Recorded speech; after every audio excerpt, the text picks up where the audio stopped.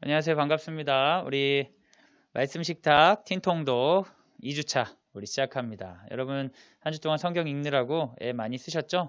열심히 읽고 질문하는 모습이 도전이 되고 격려가 됩니다. 우리 이번 한 주는 또 어떻게 읽을지를 같이 말씀을 보면서 생각을 좀 해보려고 하는데요. 신명기 6장 4절에서 5절 같이 한번 읽겠습니다. 있는 자리에서 한번 읽어주세요. 시작. 이스라엘아 들으라. 우리 하나님 여호와는 오직 하나인 여호와시니 너는 마음을 다하고 성품을 다하고 힘을 다하여 내 하나님 여호와를 사랑하라. 아멘. 우리 지난 한 주 동안 지나면서 여러분 여러 질문들을 하셨죠? 왜 질문을 해야 될까? 거기에 대한 얘기를 좀 드리고 그리고 이번 주 동안 읽을 분량을 잠깐 소개하면서 나누려고 합니다. 이제 페이지를 한번 보시면요. 자, 성경을 보고 왜 질문을 해야 하는가? 여러분, 우리가 성경을 공부하는 거잖아요. 이건 지식인데, 지식을 우리는 왜 알려고 할까요? 왜 가지려고 할까요? 지식을 갖게 되는 동기는 사람들은 특별한 게 없으면 이제 두 가지라고 생각할 수 있어요. 첫 번째는 호기심이고, 두 번째는 이걸 알아서 불안함을 해소하고 싶은 거예요. 이걸 다른 말로 하면 정복하고 싶어서 그래요. 우리가 뭔가를 알고 싶다. 그러면 호기심을 해소하거나 아니면 이걸 정복해버리고 싶은 거예요. 여러분 잘 알면 얼마나 좋아요? 궁금하지 않고 내가 잘할 수 있고 능동적이면 얼마나 좋습니까? 그래서 이제 여러분 그런 얘기 많이 들어봤을 겁니다. 호기심이 많으면 좋다. 호기심을 자극해야 된다. 그런데 여러분 사실 호기심이라는 게 그렇게 좋은 건 아닐 수 있어요. 기독교 교육적으로는 호기심은 굉장히 위험하다고 말하기도 합니다. 왜냐하면 여러분 닭 아세요? 닭? 꼬꼬꼬꼬 닭 있잖아요. 닭이 날개가 있잖아요. 날개가. 근데 날 수 있어요? 없어요? 없다고 배우는데 진짜 궁금하지 않아요? 만약에 진짜 높은 데서 닭을 떨어뜨리면 날개가 있으니까 바닥바닥 움직이다가 갑자기 날 수도 있잖아요. 그렇지 않아요? 네. 그런 게 호기심이에요. 그래가지고 높은 데서 닭을 던져버리는 거예요. 그래서 닭이 죽었어. 그럼 어떻게 느끼냐? 못나네. 그냥 그러고 마는 거예요. 여러분 호기심이 그냥 좋은 것처럼 느껴질 수 있지만 상대에 대한 배려가 없는 호기심은 굉장히 위험할 수 있어요. 예를 들면 내가 조그만 폭탄을 만들었어. 이걸 꽝 터트리면 어떻게 될까? 궁금해서 폭탄을 만들다가 핵폭탄을 만들었다. 핵폭탄을 터트리면은 막 이 마을이 다 날아간다는데 너무 궁금한 거예요. 터트려보고 싶어. 호기심에. 근데 터트리면 돼, 안 돼? 안 되니까 우리 동네 말고 다른 데 터트려볼까? 그 다른 데 폭탄을 딱 던진다고 해봐요. 그럼 사람들이 그럼 진짜 터지겠어? 설마 터지겠어? 진짜 터졌어. 수많은 사람이 죽었어. 그래도 거기에 대한 책임감을 가지지 않을 수 있어요. 여러분 호기심이라는 게 되게 좋아 보일 수 있지만 상대방과 상관없는 호기심, 나 중심적인 호기심은 굉장히 폭력적일 수 있습니다. 그거랑 똑같은 것이 정복하고자 하는 욕구예요. 여러분 사랑하는 사람을 이제 학생들 이제 커서 만나시겠죠. 결혼도 하실 확률이 있죠, 여러분. 모두 다 결혼 안 하진 않으시겠죠. 결혼할 확률이 있는데 내가 좋아하는 사람이 생겼어요. 그 사람을 잘 알고 그 사람이 나를 사랑하게 만들고 싶은 마음이 들 수 있잖아요. 그래서 막 책을 찾아보는 거예요. 연애책도 찾아보고 그 사람의 과거도 조사하고 그래서 그 사람 뻔히 알아. 그래가지고 그 사람을 내가 정복한다. 여러분 그러면 그걸 사랑이라고 할 수 있을까? 우리가 지식과 공부라고 했을 때 우리는 호기심과 아니면 정복력으로 하는 경우가 많이 있지만 기독교 교육, 하나님의 기뻐하시는 지식이나 알은 좀 달라요. 왜 우리가 알아야 되느냐? 이것은 기독교 교육적으로는 호기심을 충족시키거나 능력을 발휘하기 위해서가 아니라 사랑하기 위해서입니다. 내가 자연에 대해 알아야 되는 건 자연을 정복하기 위해서가 아니라 자연과 관계하기 위해서, 함께 살기 위해서. 내가 뭔가 어려움에 대해서 극복하기 위해서 이걸 아는 것은 그 어려움과 관계 맺는 거예요. 그래서 기독교 교육은 호기심을 해결하거나 정복하기 위한 공부가 아니라 관계 맺기 위함이거든요. 그래서 이제 하나님과의 관계에서도 마찬가지예요. 성경을 보고 질문하는 이유는 내가 호기심이 들기 때문이에요. 그거나 아니면 성경을 완전히 난 마스터해버리겠어요. 성경을 내가 지배하고 정복해서 누가 물어봐도 성경에 대해 다 말하겠어요. 그런 마음으로 성경을 공부하거나 하는 것은 아닙니다. 성경을 공부한다는 것은 어떤 거냐면 하나님과 관계하는 거예요. 하나님을 사랑하는 거. 근데 사랑하고 관계하기 위해서는 존중과 두려움이 있어야 돼요. 그 사람에 대한 존중과 두려움, 성경에 대한 존중과 두려움. 그 존중과 두려움 가운데 가까이 가기 위해서 필요한 것이 바로 이 질문입니다. 유대인들은 성경을 어떻게 배우냐면요. 어릴 적에는 다 외워요. 그냥 외워버려. 아무 질문 없이 다 외워. 왜? 우선은 그 내용을 알아야 되니까. 그러니까 여러분도 이제 교회 다니면서 설교 많이 듣고 내용을 많이 듣잖아요. 유대인에 비하면 여러분 가벼운 수준이긴 하지만 기본적으로 성경의 내용을 전반적으로 아는 게 중요해요. 그럼 성경 알면 그 다음 뭐 하냐? 주로 탈무드를 배웁니다. 탈무드가 뭐냐면 성경에 대한 해석이에요. 그리고 탈무드를 배우고 뭐 하냐면 토론해. 보세요. 성경의 내용을 알아. 이것이 기본적인 존중이에요. 성경의 내용을 알아. 그러면 성경의 내용을 가지고 이 내용이 내 삶까지 오는 거리가 있잖아. 잘 모르겠는 거 있잖아. 그럼 질문하고 토론하면서 내 마음에 내 자신을 말씀으로 설득하는 시간을 갖는 거예요. 그래서 질문은 뭐냐면 단순히 말씀을 정복하거나 그런 과정이 아니라 내가 질문하고 그 질문 갖고 토론하고 이야기하면서 내 안에 믿음이 형성되는 시간들인 거예요. 그래서 여러분 질문할 때 사실은 좀 중요한 게 있어요. 이제 처음 시간에 그냥 질문하려고 했는데 질문할 때 어떤 게 있냐면 성경에 대한 존중과 성경에 대한 사랑과 그리고 성경과 관계 맺고 싶은 하나님과 알고 싶은 그런 마음 자세, 이 마음이 참 중요합니다. 제가 오늘 여러분 만날 특별한 셔츠를 좀 입고 왔어요. 좀 좋아 보이지 않아요? 이게 여러분 잘 모르시겠지만 이게 굉장히 비싼 겁니다. 이게 선물 받았는데 50만 원짜리. 장난 아니죠? 여러분 제가 이런 옷이 없어요. 근데 오늘 특별히 입고 왔어요. 보니까 좀 어떤 것 같아. 이제 셔츠를 잘 모르는 사람은 그냥 뭐 헝겊이나 이럴 수 있겠지만 좀 아시는 분은 뭐가 좀 달라 보여서 그러실 수 있어요. 괜찮은 것 같아요? 네. 근데 사실 여러분 지금까지 전 거짓말했어요. 이 셔츠 진짜 5,000원 주고 샀어요. 5,000원 주고. 진짜 리얼 5,000원 주고 샀어요. 근데 보세요 여러분. 제가 50만 원짜리라고 했을 때 이 셔츠를 바라보는 여러분 느낌과 5,000원짜리라고 했을 때 느낌이 되게 다르죠. 되게 달라요. 그죠? 우리가 성경을 대하는 마음 자세와 태도를 바꾸면 질문 자체가 하나님과의 관계가 될 수 있어요. 여러분 질문을 왜 하는가? 그것은 말씀이 내 안에 스며들기 위함이고 말씀을 내가 설득하기 위한 과정으로서 하는 겁니다. 하나님의 아들은 누구죠? 라고 했을 때 여러분이 예수님 이렇게 대답을 해요. 배워가지고 이것과 왜 하나님의 아들이 예수님입니까? 이 질문하고 그 질문을 찾기 위해서 고민하고 책을 보고 사람과 대화하고 토론하고 나서 내가 하나님의 아들은 예수님이구나. 이 질문에 대한 대답을 누군가 해준 게 아니라 질문에 대한 대답을 내가 찾아가는 과정, 하나님과 관계 맺는 과정이 우리 믿음을 형성하고 우리가 말씀 앞에 바로 서게 만들기 때문에 이 질문을 하도록 하는 겁니다. 그럼 이제 여러분이 그럴 거예요. 그럼 질문을 하는 걸 가지고 뭘 하나요? 목사님 대답해 주시나요? 아니요, 여러분 질문 제가 대답하지 않아요. 진짜 궁금한 사람은 저한테 찾아오세요. 그럼 대답해 드릴 수 있어요. 근데 그 대답은 누구 대답이에요? 목사님의 대답이에요.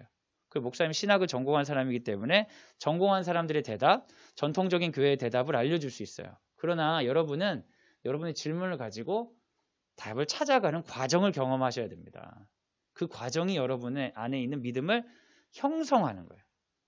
그 신앙은요, 배우는 게 아니라 형성되는 거예요. 만들어지는 거.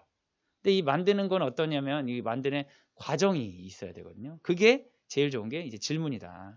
그럼 여러분 이제 질문을 하셨어요. 그럼 그 질문들은 주로 어떻게 해소하는가? 이런 것들 얘기를 좀 드릴게요. 다음 페이지 한번 보시면 질문들 중에 많은 부분은 성경 자체에서 해소가 됩니다. 이제 우리가 지난주에 읽었던 것 중에 아벨의 제사 있었잖아요.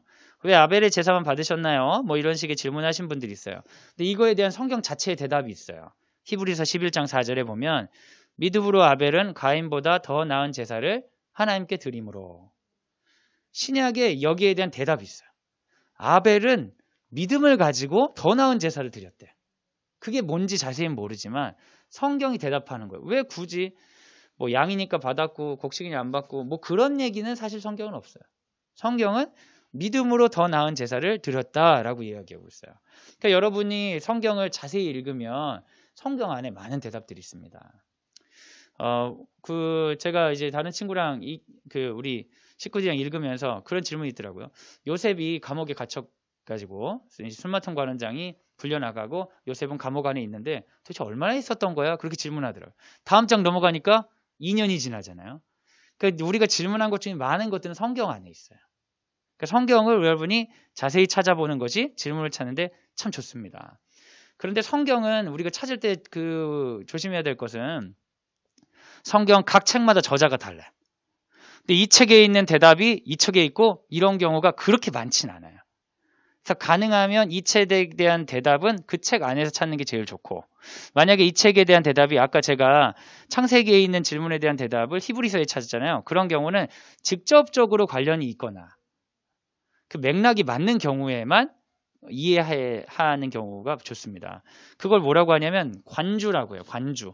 관련된 구절, 비교되는 구절이라고 하는데, 여러분 혹시 이제 어린 친구들은 좀 어렵겠지만 사실은 우리 저학년 친구들은 지금은 질문을 많이 할 때가 아니라 성경 내용을 달달달 외우고 막 이럴 때예요. 그래서 그게 이제 존중이고, 나이가 들면 들수록 성경이 어느 정도 내용이 파악이 됐는데 깊어지지가 않은 것 같아요. 그런 친구는 질문해야 돼요. 제가 장담하는데 어렸을 때부터 교회 열심히 다니는 친구들은 한 이제 중등부, 고등부 가면은 이제 교회가 시시해지기 시작해. 전도사님, 목사님이 설교하려고 오늘의 본문 말씀은 몇 장 몇 절 하면서 얘기하는 순간 설교 이 내용이구나 하면서 여러분 확 지루해져 버려요. 네. 그러면 여러분이 똑똑해서가 아니라 비슷한 수준을 반복하기 때문에 그런 거야. 이제 여러분 저학년 때는 성경 이야기 재밌거든요. 그 반복이 좋아. 근데 그때는 많이 내용을 파악하는 게 우선순위인데, 여러분 그 이유가 넘어가면 내용이 어느 정도 파악되면 뭘 해야 되냐면 질문하고 질문과 함께 토론해야 돼. 그걸 통해 그 내용의 깊이를 발견하고 내 안에 이제 성숙함으로 만들어가는 게 필요하기 때문에 그렇습니다. 좀 더 고학년들은 관주를 찾아보면 좋습니다. 관주 성경 혹은 관주 이런 걸 찾으면 성경의 질문 해소하는 데 도움이 됩니다.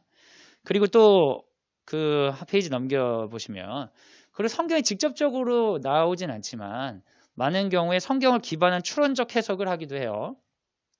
이런 질문 많이 하죠. 아니, 가인만 있었는데 왜 심판받을 걸 두려워하고, 그리고 가인 누구랑 결혼했어요? 뭐 이런 거고. 여러분 궁금하죠? 예. 저는 사실은 궁금하진 않았어요. 그런 생각 못하고 살았는데 제가 이제 전도사가 되니까 사람들이 많이 물어보더라고요, 이걸. 그때 제가 궁금함을 느꼈는데요. 이제 창세기 5장 3절에서 5절을 가지고 우리 추론하는 거예요. 아담은 130세에 자기의 모양 곧 자기의 형상과 같은 아들을 낳아 이름을 셋이라 하였고, 아담은 셋을 낳은 후 800년을 지내며 자녀들을 낳았으며 그는 930세를 살고 죽었더라. 분명히 이제 가인이 있었고 아벨이 있었고, 아벨이 죽고 나서 이제 대신 셋을 낳았다. 그런데 그러면 이제 4명밖에 없는데 누구랑 결혼해? 거기다가 여자는 엄마밖에 없어. 이거 어떻게 해? 그래가지고 이 성경을 가지고 추론을 하기를 가인하고 아벨이 있었는데 그 이후에도 자녀들이 있었다는 거지. 이렇게 쭉 있었다는 거야. 그러다가 아담과 하와가 130세가 됐을 때 이제 거의 살인사건이 일어나고, 그래서 가인과 아벨 가운데 살인사건이 일어난 순간에 이미 아담의 자손들이 자식을 낳고 해서 이제 사람들이 어느 정도 있었을 것이다 라고 생각하는 사람들이 있어요. 그럼 그럴싸하지요. 그런데 여러분 이런 거는 이제 다양한 주석 같은 걸 참고하면 나올 수는 있어요. 근데 이제 문제는 이건 추측이잖아. 추측이니까 묵상하는 정도에 참고해야지 이제 진짜 그럴 거다라고 하기는 어려워요. 왜냐면 이제 히브리인들은 우리랑 사고가 많이 달라가지고, 우리는 21세기를 사니까 무슨 과학적이네 논리적이네 그렇지만 이 최초의 저자들은 이게 그렇게 과학적이거나 그렇게 논리적이거나 이런 생각을 하면서 쓰진 않았기 때문에 어떤 상황 가운데 쓰였는지는 우리가 알 수가 없어요. 그러니까 이거는 묵상에 참고하는 정도로 추측할 때는 하시면 좋을 것 같고요. 그리고 한 장 넘겨가시면 많은 경우에 성경의 질문은 의미를 기반한 해석을 하는 경우가 많이 있어요. 가인과 그 아벨의 살인 같은 경우도 왜 사람들을 두려워했을까? 여기에 대해 이제 사람들은 성경은 어떤 과학적 사실을 증거하려고 써인 책은 아니거든요. 성경은 진리를 담아내려고 하는 것이고, 거기서 말하는 중요한 진리는 예수 그리스도를 향한 하나님의 사역이죠. 그러니까 사실 우리는 예수를 알기 위해서 성경을 읽는 거예요. 예수를 알기 위해서 읽는 건데, 그럼 거기서 보여주는 건 뭐냐? 보여주는 본 목적은 뭐냐? 가인과 아벨 이야기가 분명히 역사의 어느 시점 가운데 있었는데 그게 써있는 그대로만 아니고 여러 가지 정황 가운데 있어서 명확하게 구성되진 않지만 분명한 것은 죄를 저지른 사람들은 죄책 가운데 두려워하며 살게 된다. 마치 아담과 하와가 선악과를 따먹었을 때 벌거 벗겨진 것처럼 두려워했던 것처럼 가인과 아벨이 그 둘만이 죽였잖아요. 그 아무도 모르잖아요. 그런데 아무도 모를 줄 알았는데 아담과 하와가 이제 선악과를 먹었을 때 아무도 모를 줄 알았는데 그럼에도 불구하고 둘이 숨었어. 하나님이 묻죠. 가인과 아벨 사건에서 아벨이 죽었고 가인만 있는데 가인도 모른 척 했는데 두려워하고 있어요. 하나님이 거기다 묻고. 이 반복되는 일을 통하여서 뭐 어떤 걸 얘기하냐. 죄의 힘, 인간이 가지는 하나님의 은혜의 필연성 이런 것들을 드러내는 것이 이런 본문의 일 것이다 라고 이제 해석하는 경우죠. 이런 경우는 좋은 거는 이제 성경의 전체적인 맥락 가운데 의미를 이해하긴 좋지만 좀 이제 좀 더 과학적이고 많은 질문에 대한 대답을 듣고 싶은 사람들에게는 좀 이제 속 시원하지 않은 그런 문제가 있을 수 있죠. 이런 것도 이제 주석을 많이 참고할 수 있어요. 한 장 더 넘겨주시면 그거 외에도 성경을 해석하는 외부 자료들이 굉장히 많아요. 뭐 아주 재밌는 얘기들이 있죠.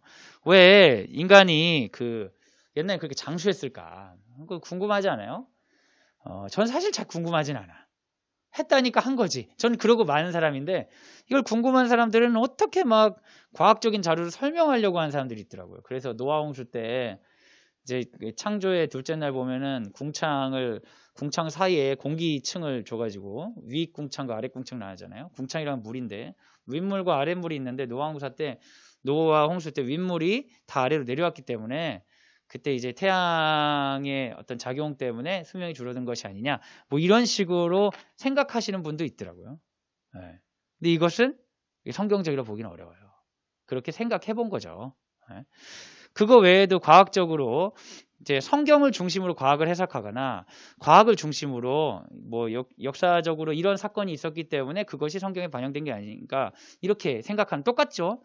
성경을 기반으로 과학을 보거나 과학을 기반으로 성경을 보거나 이런 것들은 참고할 수 있는 정도지 그것이 하나님의 말씀이고 진리라고 얘기하기는 어려울 수 있다고 여겨져요. 그리고 그 외에도 이제 역사문화적 자료들을 보는 경우도 있어요. 이제 저학년 친구들은 제가 한 얘기들이 좀 재미가 없을 수도 있어요. 사실 저학년들은 외울 때야 그냥. 질문하고 막 찾을 때가 아니라 여러분은 외우다가 이거 뭐지? 호기심으로 이렇게 질문해도 괜찮아. 그냥 하나님 저 이거 모르겠어요. 이 정도 괜찮은데 고학년이 되면 될수록 여러분은 좀 진지하게 이런 걸 찾고 여러분이 진리를 찾는 과정 겪지 않으면 교회 사는 게 다 시시해 보인다니까. 사실 시시하지가 않아요. 엄청 깊은데 여러분 수준이 시시한 거야. 근데 자기가 시시하니까 교회도 시시한 것 같고 교회에 앉아있는 애들이 시시하니까 전도사님, 목사님도 설교 수준 낮아지고 그러니까 이제 교회에 가는 게 의미가 있나? 교회 학교 때는 똑같고 이렇게 되는 거야. 여러분이 깊게 들어갈 수 있어요. 깊게 들어가려는데 잘 모르겠으면 이제 학교 목사님한테 물어봐도 되는 거죠. 역사 문화적 자료들 같은 데 보면 고대 근동 지방의 신화들하고 비교해 봤을 때 창세기는 뭐가 다른가? 이렇게 보면 고대 근동 설화들과 굉장히 유사성이 있어. 근데 특이한 것은 여기는 유일신을 주장하고 있는 거야. 이스라엘 사람들이 고대 근동에서 다신교 상황에서 우리가 믿는 신이 어떤 신인가에 대해 궁금할 때에 모세로부터 내려온 전승은 유일신을 말하고 있구나. 이런 고대 근동 전승을 통해서 이제 창세기의 질문들을 해소할 수도 있죠. 그리고 이제 원어민 해석 자료 이런 거 있는데 우리가 잘 모르는 히브리인들의 방식들 중에 게마트리아 이런 게 있어요. 이름 특이하죠. 게마트리아 들어보셨어요? 게마트리아? 게마트리아가 뭐냐면 여러분 그 히브리인들의 알파벳은 숫자예요. 그러니까 이것은 뭐냐면 우리는 자음하고 모음이 있잖아요. 이제 자음 모음 안 배운 친구들은 이제 정신 나가는 거고 자음하고 모음이 있는데 히브리인들은 모음을 쓰지 않아요. 원래 성경에 자음만 써요. 그래가지고 우리가 이제 자음 가지고 퀴즈 많이 내죠. 기역 지읒 하면 뭘까? 하면 애들이 막 기역 지읒 막 하잖아요. 정답은 감자 뭐 이런 식으로. 근데 히브리인들은 그게 게임이 아니야. 원래 모음이 없어요. 자음밖에 없어요. 모음은 없어도 읽었어요. 왜 그런지 모르겠어요. 그래서 히브리인들이 항상 언어를 외워서 가르치는 거예요. 원래 고대 히브리인들은 쓰는 게 아니라. 그러니까 이제 발음 보고 알아버리는 거예요. 그래가지고 히브리의 그 알파벳이 첫 번째가 알레프라는 건데 알레프 하면 1이야.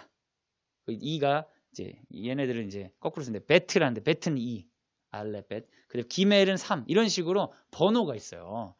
번호가 있는데 여러분 그 마태복음을 읽으면 여러분이 나중에 이제 성경 읽다 보면 질문하다 보면 별의별 게 다 궁금해지고 엄청 이 세계가 깊다는 걸 알게 돼야 돼. 마태복음에도 예수님의 족보가 있고요. 누가복음에도 예수님 족보가 있어요. 근데 이 족보가 달라. 이게 뭐지? 궁금하잖아. 근데 마태복음은 누구를 위해 쓰인 거냐면 유대인들을 위한 쓰인 책인데 마태복음은 이상하게 실제 족보랑 상관없이 누구부터 누구까지 14대요. 누구부터 누구까지 14대요 해서 14를 계속 맞춰요. 근데 여러분 14가 우리는 잘 몰라. 근데 게마트리아로 하면 14는 다윗이야. 다윗이 옆에 이제 그림 보일지 모르겠네요. 다윗이 보면은 이게 달렛이에요. 달렛하고 바부하고 달렛 바부 달렛 해서 이제 바부 혹은 와우라고 해서 이게 다빗이나 다윗이에요. 그래서 데이빗하고는 다윗이 둘 다 맞는 말인데 이게 이제 숫자로 그 달렛이 4고 바부가 6이에요. 합치면 14거든요. 근데 유대인들이 생각하기에 다윗의 수 14가 누구부터 누구까지 14요. 누구부터 누구까지 14요. 누구부터 누구까지 14요. 하면은 이 족보는 과연 누구냐? 다윗의 왕으로 오신, 다윗 왕조로 오신 예수님을 드러내주는 거예요. 그럼 우리가 생각하기 족보는 되게 역사성이 중요하잖아요. 모든 사람을 다 써놔야 될 것 같잖아요. 근데 그렇지 않아요. 히브리인들이. 히브리인들 책에는 굉장히 자기들만의 의도가 많이 들어가기 때문에 과학적이고 논리적으로 이걸 분석하려고 하는 순간 우리가 함정에 빠질 게 굉장히 많아요. 그리고 어떻게 보면 우리가 보기엔 좀 틀려 보이는 것도 있고 과학적이지 않은 것도 있는 것 같지만 사실은 이것이 진리를 전파하는데 문제가 없다. 그래서 이제 제 게마트리아 얘기를 제가 얘기 드린 것도 그 외경을 전공하신 교수님이 족장들의 족장들의 그 나이를 가지고 그 죽은 나이를 가지고 이렇게 수를 분석해 놓은 게 있어요. 그래서 이거는 성경에 나온 게 아니기 때문에 이것 또한 뭐 진리라고는 할 수 없지만 뭐 예를 들면 이런 거죠. 아브라함 같은 경우는 5 곱하기 5 곱하기 7, 이삭 같은 경우는 6 곱하기 6 곱하기 5, 야곱 같은 경우는 7 곱하기 7 곱하기 3. 그래가지고 마치 이 사람들이 나이를 분석하면 5, 6, 7 이런 식으로 늘어나는 것 같아서 그 마지막이 이삭이 아니라 요셉입니다. 요셉 110세에 죽였는데 요셉은 5 곱하기 5 더하기 6 곱하기 6 더하기 7 곱하기 7이다. 그래서 이제 구약 외경 전공하신 교수님은 아브라함과 이삭과 야곱의 대를 이어서 완성형으로서 요셉을 제시하는 게 그의 나이에는 상징이다. 이렇게 해석하게 돼요. 그럼 만약 이게 상징이라면 아브라함과 이삭과 야곱의 요셉의 나이가 어떤 의미에서는 하나님께서 기가 막히게 맞춘 것일 수도 있고 아니면 그런 나이 자체가 성경에서 크게 중요하지 않을 수 있는 거예요. 그래서 그 얼추 그 정도 나이라 하면 그렇게 이제 맞춰서 쌓일 수도 있는 것이다. 그죠? 그런 이제 언어 이름에도 여러 가지 뜻이 있는데 무드셀라가 무두가 남자라는 뜻이고 셀라가 무기라는 거예요. 그 뭐 창든 남자다, 심판의 남자다, 뭐 이런데 여러분 무드셀라가 187세 라멕을 낳고 그 다음에 182년 지나고 노아를 낳고 노아가 600살 되던 때에 이 사람이 969살에 죽어요. 근데 그때가 언제냐면 무드셀라 죽고 나서 노아 홍수가 있어요. 진짜 오래 산 거지. 족보로서 무드셀라 전에 나오는데 노아 홍수 때가 계속 살고 있었던 거야. 그 창을 든 남자가 죽는 때가 그 심판의 때다. 그 성경에는 뭐 굉장히 이런 것들이 많아요. 그러니까 우리가 그 성경의 질문들을 해소하기 위해서 깊게 들어가고 토론하고 이러다 보면 어떤 현상이 일어나냐면 두 가지가 동시에 일어나는데 하나는 해석에 대한 확신이 생겨. 이 본문은 이거구나. 이 확신은 어떻게 오냐면 여러 사람이 다양한 해석을 해요. 다양한 해석은 사실 그렇게 엄청 존중할 필요가 없어요. 다양한 해석들이 겹치는 것들이 항상 있는 거예요. 그래서 여러 자료를 볼 때 검증을 통해 여기서 말하는 의도는 이거고 우린 이렇게 믿어야겠구나 하는 확신이 생기고 또 한 가지는 너무 다양한 이야기들이 있다는 게 알게 돼요. 기독교인들이 여러분 전 세계 제일 많아요. 기독교를 연구했던 역사가 종교 역사 중에 제일 길다고 볼 수 있어요. 물론 유대교나 힌두교가 더 길다고는 할 수 있겠지만 정말 본격적으로 각양의 민족들이 그걸 질문하고 대답하는 과정이 이렇게 깊다고요. 그러니까 여러분 열심히 이 질문을 탐구에 들어가면 믿음에 대한 확신이 올라가면서 동시에 믿음의 다양함 앞에 이렇게 멈춰서게 되는 거죠. 그럼 어떻게 되겠어? 이제 한 점간 넘어가세요. 믿음에 대한 확신과 다양함이 확 늘어나면 사람들이 어떤 경험을 하게 되냐면 옛날에는 내가 아는 게 이거밖에 없으니까 이걸 믿는 거야. 근데 내가 아는 게 이렇게 넓어졌는데 이걸 믿으려면 이게 더 쉽겠어. 첫 번째가 쉽겠어요. 내가 아는 게 이거밖에 없어. 그래서 이걸 믿는 거랑 내가 이렇게 알고 있는데 이걸 믿는 거랑 뭐가 더 어렵겠어요? 당연히 두 번째 어렵지. 난 아는 게 이거밖에 없으니까 이것만 믿어. 근데 이 믿음이 유치해지고 이 믿음이 능력이 없는 믿음이야. 왜냐면 아는 게 이거밖에 없으니까. 그건 사실 믿음이 아니라 무지야, 무지. 모르기 때문에 있는 거예요. 근데 아는 게 이렇게 넓어지는데 이걸 믿기 위해서는 어떤 게 필요해요? 결단과 다짐과 이것이 이 많은 것 중에 이걸 믿기 위한 과정으로서 믿음에 대한 진지한 숙고가 필요하죠. 그러면서 우리 안에 믿음이 형성되는 거예요. 아, 예수님이 이런 분이구나. 그래서 성경을 통해 우리가 깊게 예수님을 만나고 그때 내가 고백하는 게 나의 하나님인 거예요. 누군가가 엄마의 하나님, 아빠의 하나님, 목사의 하나님이 아니라 나의 하나님을 고백할 수 있다. 그래서 여러분 반드시 질문을 해야 되고 그 질문은 그냥 여러분이 스스로 수준을 어떻게 정하느냐에 따라 다르지만 그냥 질문을 하고 괜찮아. 그리고 넘어가도 돼. 근데 어느 순간 여러분이 진지해지고자 하면 여러분이 했던 질문들이 여러분의 연구 주제인 거예요. 첫 번째 연구 주제. 그런 질문들을 가지고 사람들과 토론하고 그런 질문들을 가지고 인터넷 서핑하고 그런 질문 가지고 찾은 결론 가지고 목사님한테 얘기하고 친구들하고 대화하고 토론하고 그런 과정에서 난 이렇게 생각했는데 저렇게 생각하는 사람이 있고 저렇게 생각하는 저렇게 생각하는 저렇게 생각하는 사람이 그 가운데 여러 사람 얘기 들으면서 나의 믿음이 형성되는 거죠. 나의 믿음이 형성되는 거예요. 그래서 여러분 질문은 꼭 필요합니다. 그 칼빈 선생님이 그런 얘기를 했어요. 어떤 얘기를 했냐면 그 자연인들에게 성경은 아무 의미가 없다. 이게 무슨 얘기냐? 자연인은 보통 사람이에요. 보통 사람은 이 성경 읽어도 아무 상관없다. 아무 의미가 없다. 근데 그럼 성경이 뭐냐? 그래서 칼빈 선생님이 성경을 통해 예수를 만나야 된다. 내가 예수님을 만나고 싶은 깊은 마음으로 성경에 들어가고 그래서 질문을 하기 시작한 사람들은 여러 과정과 고민을 겪지만 그것을 반드시 예수님 만날 수 있다는 거죠. 이제 한 페이지 넘어가겠어요. 제가 좀 어려운 얘기를 했어요. 네. 자, 여러분 믿음은 선물이에요. 우리가 예수님을 믿고 싶다고 해서 믿어지지가 않아요. 근데 성경을 우리에게 주셨잖아요. 이거 얼마나 놀라운 선물입니까? 우리는 구원의 방법은 없지만 이 성경을 허락하신 하나님 앞에서 말씀을 읽고 말씀 가운데 예수님 만나기 위해서 질문하고 들어가고 기도하고 고민하고 토론하고 이 과정을 통해 믿음이 형성되는 거죠. 이건 놀라운 선물이에요. 너무 선물이에요.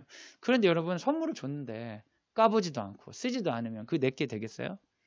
그래서 이것을 까보고 쓰고 그거 가지고 살아보고 하는 과정이 있어야 이 선물이 내게 되는 것입니다. 그 선물을 받기 위해서 반드시 질문을 해야 된다. 그리고 순종의 과정을 경험하기 위해서 질문을 해야 된다. 여러분 답을 저렴하게 구하지 마세요. 전통적인 답을 이거의 답은 이거 해서 나 알아. 아니요. 안다고 말하는 건 그런 게 아니에요. 안다는 건 관계이기 때문에 내가 알아. 그것은 난 하나님의 마음을 알아. 난 예수님을 만났어. 이렇게 고백할 때 하는 거예요. 지금 했던 질문이 가볍던 진지하던 상관없이 그 질문을 타고 들어가서 나 예수님 더 알고 싶다. 나 하나님 더 순종하고 싶다. 이런 마음으로 여러분이 점점 들어가면 그 질문에 대한 진지함과 그 진지함을 가지고 만났던 사람들과 그 진지함을 만나고 가졌던 자료들을 통하여 여러분은 믿음이 형성되는 놀라운 은혜를 경험할 수 있을 것입니다. 그러니까 질문은 계속해서 하셔야 됩니다. 그 질문에 대한 답을 저한테 굳이 구하지 마세요. 질문에 대한 답은 여러분이 많이 찾다가 오시면 돼요. 그래서 질문을 딱 했어. 그럼 일주일 중에 주말에 읽은 거 부족한 사람은 읽어도 좋고 저학년들 읽기만 해야 돼요. 질문을 그냥 형식적으로 하는 거고. 근데 난 좀 진지하게 알고 싶다 그러면 내가 질문했던 5개 질문 중에 주말에 하나 정도를 서치하는 거 인터넷 서치.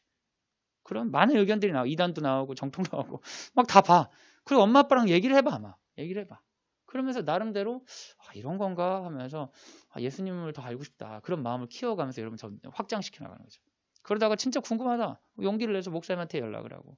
목사님은 여러분이 했던 질문들 중에 많은 부분을 이제 먼저 시작한 사람이기 때문에 도움을 드리고 이제 여러분이 답을 알려드리기보다는 이제 줄탁동시라고 있어요. 이제 병아리가 이거 그 알을 깨고 나올 때 밖에서 엄마가 좀만 도와주면 조금 이렇게 같이 탁탁 해주면 나오기가 좋아요. 근데 저는 그런 역할을 해드릴 수 있죠. 근데 만약에 애가 이거를 힘줘서 하는 게 불쌍해가지고 껍질을 확 열어주면 어떻게 되겠어요? 병아리는 죽어버리는 거예요. 여러분 진지하게 질문하시고 찾는 과정을 통해 여러분 믿음이 형성되는 그런 또 한 주가 되시기 바랍니다. 여러분 질문 되게 잘하셨어요. 네, 아주 훌륭한 질문들이 많았습니다. 그럼 이제 5일 동안 읽을 거를 나머지 이제 한 25분 정도 제가 간단하게 객언 드리고 마치도록 하겠습니다. 우리가 창세기부터 출애굽기 10장까지 읽었는데요. 창세기를 8글자로 뭐라고 했었죠? 지금 말하실 수 있는 분들은 강의를 잘 듣는 사람이에요. 창타홍바 아이하여 창조 타락 홍수 바벨탑 아브라함 이삭 야곱 요새 그랬죠. 그리고 출애굽기 1장부터 10장까지는 모세가 건진받고 10가지 재앙을 통해 구출받는 이야기죠. 근데 실제로 10장까지는 10가지 재앙이 안 나오죠. 11장부터 들어가야 이제 마지막 중요 그 재앙이 나오는데 그게 바로 마지막 장자의 죽음이에요. 피게이파 악도금의 흑장의 마지막 장자의 죽음인데 장자의 죽음에서 장자의 죽음을 기념하기 위해서 6월절이 나오는데요. 장자들이 다 죽을 거예요. 근데 이거는 이스라엘 사람도 마찬가지예요. 모든 장자들은 죽게 돼 있어요. 장자가 죽는다는 건 생명의 끊어짐을 이야기하는 거예요. 상징적으로 장자가 죽었지만 그 장자 이하의 모든 사람들의 목숨은 누가 가지고 있다는 거예요? 하나님이 쥐고 있다는 거예요. 그래서 하나님이 모두 다 죽이겠다는 거예요. 이게 장자의 죽음 재앙이거든요. 그런데 어떤 사람들은 죽임을 당하지 않냐면 6월절 어린 양의 피로 문설주에 바른 사람은 다 죽기로 되어 있는데 죽음이 가다가 그 죽음이 피를 보고 넘어간다. 패스 오버예요. 영어로 6월절 패스 오버입니다. 패스는 지나가는 거고 오버는 넘어가는 거죠. 한자로 6월절은 넘을류 넘을월 넘어간다는 거예요. 그러니까 다 우리가 죽게 돼 있어요. 근데 심판이 갔다가 넘어가는 6월절기를 보게 되는 거죠. 그러면 문설주의 어린 양의 피를 받은 사람은 죽을 사람이었어요. 근데 넘어갔으니까 이걸 뭐라고 하냐? 구원이라고 해요. 그래서 6월절 이야기를 통해서 하나님께서 출애굽으로부터 구원하셨다는 것을 이제 보여주는 거죠. 여러분 구원은 뭐냐면 그 예정된 심판에서 건져지는 게 구원입니다. 내가 너무 괴로워. 막 누가 막 날 때려. 막 살려주세요. 때려. 그래가지고 누가 날 건져줬어. 아니 그게 구원이 아니에요. 괴로움으로부터 건져진 게 구원이 아닙니다. 괴로움부터 건져진 게 구원이 아니라 어차피 끝난 거로부터 건져진 게 구원이에요. 어차피 장자들은 다 죽게 돼 있어. 그러니까 여러분 힘들 때 기도하거든 사람들이. 힘들 때 하나님 구원의 손을 내려주시고 그 힘이 좀 힘들 때 구원에 대해서 좀 괜찮아져. 그러면 기도 안 해. 아유 괜찮다 이제 살 것 같다. 근데 그거는 구원이 아니에요. 그건 이제 괴롭힘에서부터 이제 고통으로부터 건져지는 건데 여기서 말하는 구원들 출애굽에서 말하는 구원들은 이미 정해진 심판으로부터 넘어가 주시는 거예요. 그게 이제 기독교 신앙의 굉장히 중요한 구원론입니다. 물론 구원은 다양한 게 있어요. 성경에 쓰일 때는 고통으로부터 건져지는 것도 구원이라고 쓰이기도 하지만 전반적인 맥락에서 구원은 뭐냐면 정해진 심판으로부터 건져지는 거예요. 또 왜 건져줘요? 어린 양의 피 때문에. 그러니까 여러분 지금 출애굽기 성경을 보고 있는데 누구 얘기를 듣는 것 같아? 예수님 이야기가 있는 거예요. 이미 우린 다 심판이 예정돼 있어요. 성경적인 세계관에서는 우린 다 심판받게 돼 있어요. 그런데 그 예정된 심판으로부터 우리가 넘어간대. 예수님의 피 때문에. 이런 거는 반복되게 보여지는 거죠. 6월절 기념하라고 하고 이제 탈출해가지고 이제 건너가려고 하는데 홍해 앞에 섰죠. 이스라엘 그 애굽 백성들이 막 오는데 이제 이 홍해를 기적적으로 건너는 이런 장면을 보는데 이제 이 사람들은 건너고 애굽 사람들은 못 건너서 죽게 되는 거죠. 이런 것들이 다 구원이야. 원래 그 바다에 갈라진데 이스라엘 사람도 가면 다 죽는 거예요. 원래 바다에 가면 원래 다 죽는 거예요. 예정된 심판이야. 근데 이들은 그 예정된 심판을 넘어갔어. 이 구원이야. 출애굽 통해 구원이 계속 반복되는 거죠. 출애굽 14장 31절 이스라엘이 여호와께서 애굽 사람들에게 행하신 그 큰 능력을 보았으므로 백성이 여호와를 경외하며 여호와와 그의 종 모세를 믿었더라. 그래서 이스라엘 사람들이 뭘 믿게 되냐면 여호와는 우리를 구원해 주시는 하나님이구나 하면서 그분을 따르기로 결정하게 되는 사건들을 이제 경험하게 되는 거죠. 한 장 넘겨가시면 이제 그래서 이제 지도가 있어요. 여러분 출애굽기 읽으면 애굽으로부터 탈출해가지고 가나안 땅까지 다 가는 것 같지만 전혀 그렇지 않아요. 애굽에서 시내산까지. 애굽에서 쭉 내려와서 시내산까지 가면서 뭐 별의별 일이 다 있죠. 막 물도 달라고 했다, 밥도 달라고 했다, 아말렉과 전쟁을 했다. 어쨌든 시내산까지 와. 그게 이제 출애굽기 여러분이 읽는 과정이에요. 그래서 시내산까지 딱 도착해가지고 시내산에서 드디어 1대1이 아니라 1대 다 백성 대 하나님의 언약을 맺어요. 시내산 언약입니다. 이제 너는 내 백성이 될 것이다. 출애굽기 19장 5절에서 6절. 세계가 다 내게 속하였나니 너희가 다 내 말을 잘 듣고 내 언약을 지키면 너희는 모든 민족 중에서 내 소유가 되겠고 너희는 내게 대하여 제사장 나라가 되며 거룩한 백성이 되리라. 너는 이 말을 이스라엘 자손에게 전할지니라. 해가지고 언약을 맺어요. 그래서 언약의 정신으로 소개된 게 십계명이에요. 저랑 같이 공부한 친구들은 십계명을 전부 다 외울 수 있어요. 다우이안 부살간 도고탐. 한번 있는 데서 따라해보세요. 다우이안 부살간 도고탐. 제가 저랑 공부한 친구들 이거 많이 했죠. 다우이안 부살간 도거탐, 다우이안 부살간 도거탐. 그래서 어떤 친구들은 다른 종교의 느낌이라고 그랬는데 십계명입니다. 다는 뭐예요? 다른 신을 내게 두지 말라. 우는 우상. 이는 여호와의 이름을 망령되이 일컬지 마라. 아는 안식일을 거룩하게 지켜라. 이제 여기까지 하나님 사랑 계명, 그리고 이웃 사랑 계명, 이제 부살간 도거탐. 부모를 공경하라. 근데 꼭 이제 공격하라 이렇게 장난치는 친구도 있어요. 부모를 공격하라고. 공경하라. 부모를 공경하라. 살인하지 마라. 간음하지 마라. 도둑질 말아라. 거짓 증거하지 마라. 남의 것을 탐하지 말라. 10가지 제약. 하나님 사랑과 이웃 사랑이 구원받은 백성들에게 부과되는 언약을 쟁취하고자 하는 사람들에게 부과되는 어떻게 보면 약속인 것이죠. 그래서 우리는 구원받은 백성이에요. 그래서 구원받은 백성으로서 우리가 하나님과 계약을 맺는데 그 핵심은 뭐냐? 하나님을 사랑하고 이웃 사랑하고 그런 거죠. 그리고 나서 이제 그 다음날 우리 출애굽기 32장 40장은 그리고 나서 모세가 정식 계약을 맺기 위해서 잠깐 올라갔다가 내려와서 계약 맺고 여호와께서 야 돌계명 돌판 받으러 올라와라 해서 모세가 올라 40일 있다가 그 돌판을 받는 장면이 있어요. 근데 사람들이 하나님부터 그렇게 계약을 다 맺었잖아요. 하겠다고 했어. 근데 40일 동안 모세가 안 나오니까 금송아지를 만드는 거예요. 그럼 이제 십계명을 바로 어긴 거예요. 이스라엘 백성이 계약을 맺지만 계약을 맺은 순간 바로 어겨요. 이건 뭘 의미하냐? 여러분 우리가 하겠다고 하는 의지 이게 얼마나 거짓말인지 몰라요. 아브라함이 처음부터 내가 본토 친척 아비집을 떠나 내가 약속할 땅을 가라 했을 때 네, 가겠습니다. 하지만 가자마자 기근이 오니까 땅을 팔아버리고 내 아내를 통하여서 씨를 주겠다고 했지만 아내를 다른 데 팔아버린 것처럼 우리는 대부분 말로는 다짐하지만 대부분 실패해요.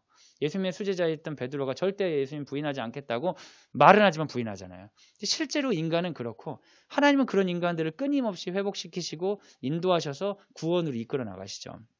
그래서 이제 우상숭배를 하는 내용이고 모세가 복귀해서 그 가운데 이제 심판이 있죠.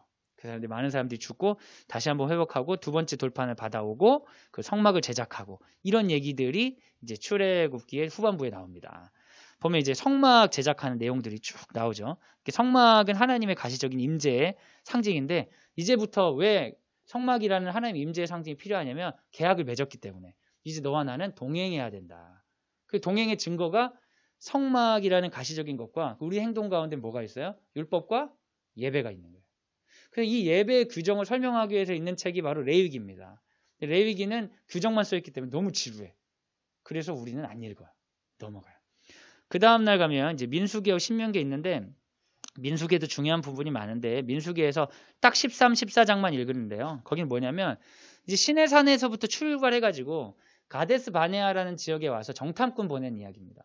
정탐꾼 보내는데 10명이 부정적인 보고하고 2명이 긍정적인 보고해서 하나님이 안 된다 가지 마라 그러죠. 이스라엘 백성들이 아닙니다 잘 하겠습니다 해가지고 가가지고 대패하고 40년간 방황하는 이야기가 있습니다.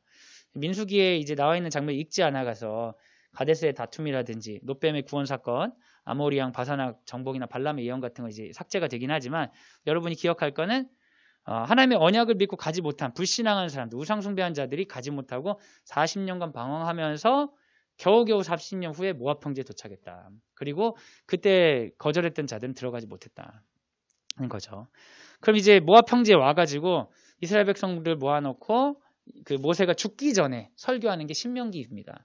신명기 27장부터 34장은 그 마지막에 모세가 복에 관해서 얘기하는 부분과 모세의 죽음이 나오는 건데요. 이걸 통해서 이제 출애굽기의 전반적인 내용과 모세 오경이 마무리되게 되죠. 그래서 이스라엘 백성들을 구원하신 하나님과 좀 반복적이게 계속 끊임없이 죄를 짓고 하나님 따르지 않는 사람들 가운데 정말 구원을 주시려고 애쓰시는 하나님, 그 가운데 하나님을 따르는 순종하는 백성들, 이런 군상들을 보여주시면서 결국에 가나안 땅까지 도착하면서 이제 모세 오경이 끝이 납니다. 그 다음날 목요일날 읽을 거는 여호수아인데요. 여호수아는 딱 두 부분이에요. 하나는 전쟁이고 두 번째는 땅 분배예요. 여호수아는 모세의 후계자로서 이제 시작되는데, 이제 후계자가 오면 전에처럼 못할 것 같잖아요. 근데 여호수아를 통해서 분명히 보여주는 건 사람이 중요한 게 아니라 하나님이 중요하다는 걸 보여주세요. 하나님께서 여호수아를 세워주시는데 굉장히 비슷한 방법으로 세워주시는 거예요. 모세도 정탐꾼을 보냈잖아요, 여러분. 가데스 바네아로. 여호수아도 정탐꾼을 보내요. 그 라합이랑 기생을 만나죠. 모세가 홍해를 건넜잖아요. 여호수아도 요단강을 건넙니다, 기적적으로. 이런 것뿐만 아니라 그 모세하고 여호수아도 중간에 할례하는 일들이 있었고요. 유월절 지키는 거 있고, 이제 모세도 신을 벗으라 떨기나무겠지만 여호수아도 여호와의 군대 장관 앞에 신을 벗으라는 일이 있어요. 마치 모세가 반복되는 것 같은 일들이 굉장히 많습니다. 그걸 한번 보면서 읽어주시면 좋을 것 같아요. 그래서 여호수아가 정탐꾼 보내고 요단강 건너서 전쟁하는 이야기가 사실 두 개밖에 안 나와요. 여리고 전쟁과 아이성 전투입니다. 근데 여리고는 굉장히 황당한 전쟁이죠. 막 돌면서 소리치는 전투예요. 근데 이 황당한 전투에서는 완전히 승리합니다. 순종했기 때문에. 근데 두 번째 아이성은 너무 보잘것없는 성이기 때문에 우리가 좀 그냥 대충 해도 되겠다 했는데 대패를 해요. 근데 알고 보니까 아간이라는 사람의 불순종이 이 전쟁으로부터 지게 만든 거예요. 그래서 그걸 다 청결하게 한 다음에 하나님이 승리를 주세요. 그래서 여리고와 아이성 전투를 통해 이 전체적인 전투에 그 메시지를 주시는데, 그건 바로 뭐냐? 너희가 약속의 땅을 차지하는 전쟁의 핵심은 바로 순종이다. 순종하면 이기고 불순종하면 진다. 이렇게 여리고성 전투와 아이성 전투를 통해 전쟁의 전반적인 내용을 알려준 다음에 나머지는 그냥 연합군과 전쟁으로 그냥 다 퉁쳐버려요. 남방 연합군 이기고 북방 연합군 이기고 해서 다 이기는 것으로 여호수아 1장 12장 마무리가 됩니다. 그 다음에 이제 여호수아 13장부터 24장인데요. 이게 좀 재미없어요. 여기는 다 이제 그 정복한 땅을 나눠주는 이야기. 누구 땅 분배하는 거죠. 그리고 이제 동쪽 지파가 이제 우리가 틴틴통에서 읽지 않았기 때문에 여러분 나오지 않는데, 이스라엘 백성들이 광야에서 40년을 지나고 나서 요단 동편을 오는 와중에 바산왕과 시온왕들을 이제 무찌르고 가면서 땅을 차지하게 돼요. 근데 그 땅을 보고 이스라엘 지파 중에 세 지파가 정착합니다. 허락을 받아서 정착해요. 그 조건은 뭐냐면 전쟁할 때 니네도 같이 오는 거였어요. 그래서 요단 동쪽 정착한 사람들과 같이 전쟁을 하고 이 요단 동편 사람들이 다시 돌아가.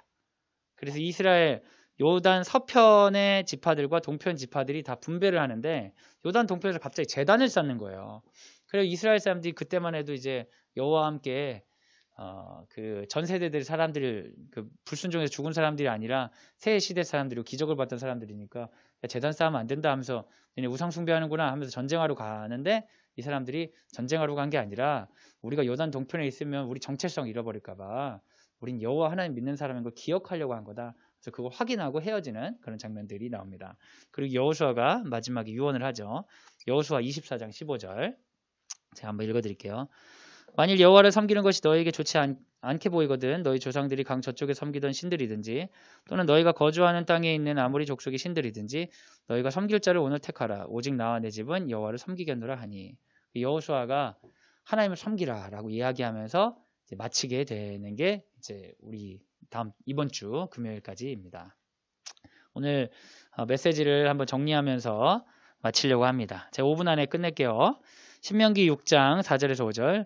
이스라엘아 들으라. 우리 하나님 여호와는 오직 하나인 여호와이시니 너는 마음을 다하고 성품을 다하고 힘을 다하여 내 하나님 여호와를 사랑하라. 여러분, 구원은 예정된 심판에서 건져진 사건입니다. 오늘의 고통이 아닌 삶의 결과로서 심판에서 구원받을 수 있는 이유는 은혜입니다.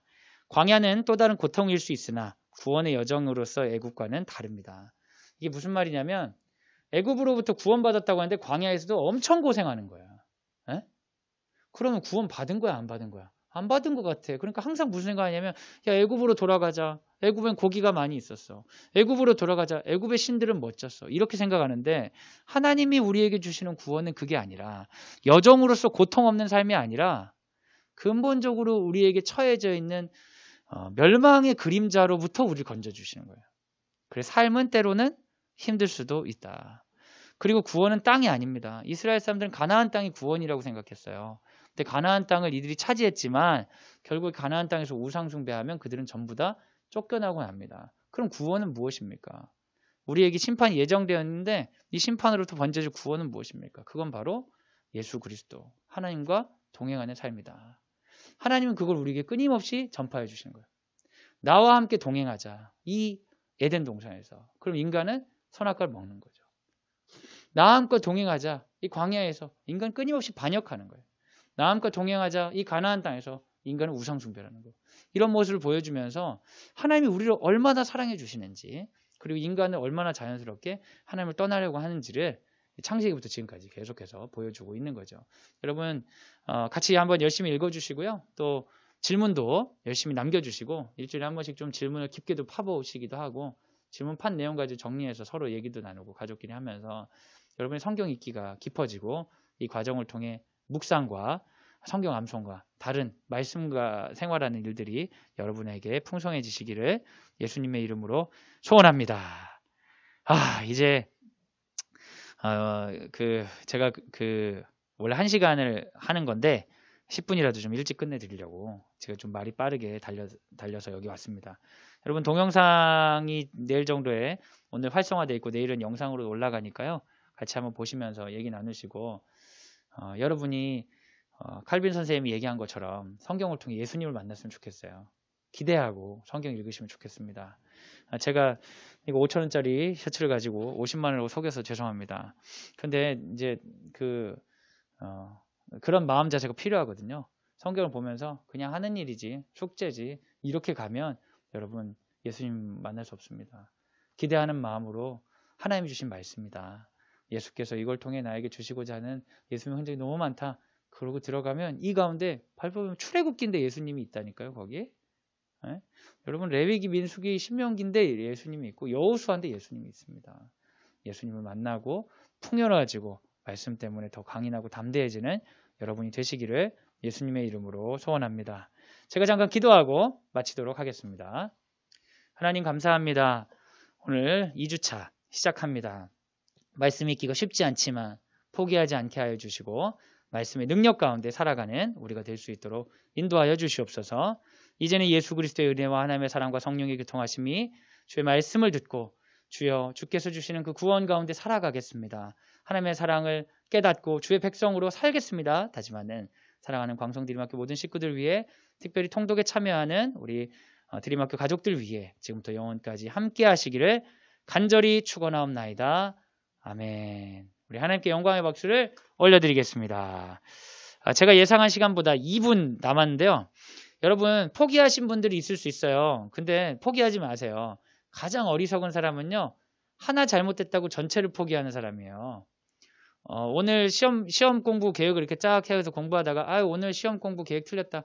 이번 시험은 포기할래. 제일 어리석은 거예요. 그때 틀어지면 그때만 틀어지고 내일부터 새롭게 하면 돼요. 지난주에 양에 차지 않게 읽는 거나 여러 가지 부족했다 하더라도 포기하지 마시고 그럼 나머지라도 난 챙기겠다. 혹시 내가 너무 밀려서 수료를 못할 것 같아도 그래도 걱정하지 마시고 난 수료를 못하더라도 성경 읽긴 포기하지 않겠다. 그래서 여러분 절대 손해보지 마시고 사단의 속삭임에 넘어가지 마시고 난 넘어지면 반드시 진귀한결 주워서 올라온다 이런 마음으로 절대 포기하지 마시고 여러분에게 의미 있고 가족을 풍성하게 하고 내 삶에 하나님의 은혜가 충만하게 비치는 그런 성경 읽기 시간으로 만드시길 바라겠습니다. 여러분 평안하시고요. 다음 주에 또 뵙겠습니다. 안녕.